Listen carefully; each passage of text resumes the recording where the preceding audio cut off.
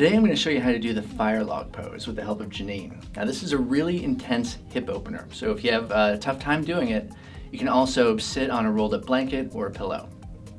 So start in a regular cross-legged position on your mat. Make sure that you're sitting tall with your chest up, with your right leg in front of your left. Now you want to take your right foot and place it on top of your left knee. What you're going for here is to have your shins aligned. Now this should provide enough of a stretch through your hips, but if you want to get a little bit of an extra stretch, you can walk your hands in front of your knees and lean forward slightly. But make sure that you're keeping your back nice and flat. You want to hold this for 5 to 10 breaths, then sit back up and switch leg positions. There you go, placing your left foot on top of your right knee.